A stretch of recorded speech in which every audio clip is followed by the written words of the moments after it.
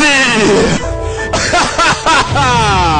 Number 1. Ubundi mucyumva ngo ni kimomuje mumenye ko gahunda ngarukanye ari Sazafurika.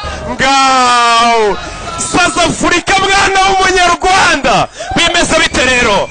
Muntu utarakora subscribe kuri YouTube channel yacu menya ko nawe ibintu utazabishobora. Nta gahunda uragira koko. Mbega mu yandi magambo urasabye koko. Ngaho wicara mwumva ubusobanuro bwa nyabwo. Izi ni za filime zisobanuranwe disipurine, zisobanuranwe ubuhanga, ubunararibonye ndetse n'ubwibone nk'imonokira. Bimeze bite rero? Nuko tugatangiye ati ibyo uribonemo byose amazina icyo ari cyo cyose ni ibintu bihimbiye, ntago ari weho bavugaga. Iyi filime ni ya filime byibura isohoka rimwe bisumuva rimwe wanje wanje fatana buretse funa rimwe karagano singa funira amavi buretse urebe mukora aratwika mama we ko filime ariko nayize dore ifoto ugiye kuri kumvuga ari neza ugiye kuri kumvuga ari ancestors abakurambere bacu did not want us choose dore intambuko, dore inkweto, dore amavuta ku nkweto.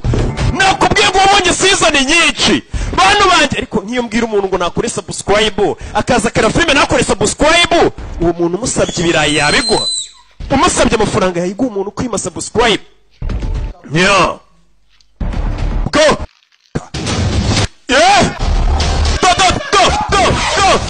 mama we, nakubwiye ngo wabonye filime nyinshi ko nayiza zanyariko namba 1. Go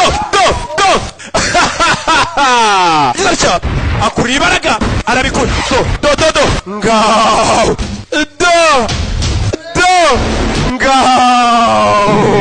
mugabo yaje n'abapampe bimeze bite? Mwana Panorosha aramubanza. None mwibutsa baracyari wa wundi banyita Roki kimwomo kibahana, abanzi nago bangiriranye. Wa wifuza ko dukorera ama design atandukanye? Igisubizo nta kindi ni muri Mier Art and Design.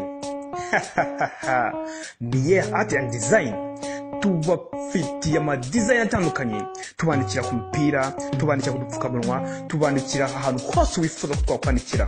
Ikirenzeho kandi muri Mier Art and Design tubandikira ibyo dushaka ko tubandikiraho kandi mukarara mubitanye. Mu gihe ubona waba udukeneye waduhamagara kuri izo nimero ubona kuri ekara. Mier Art and Design, your desire, our design. Wow.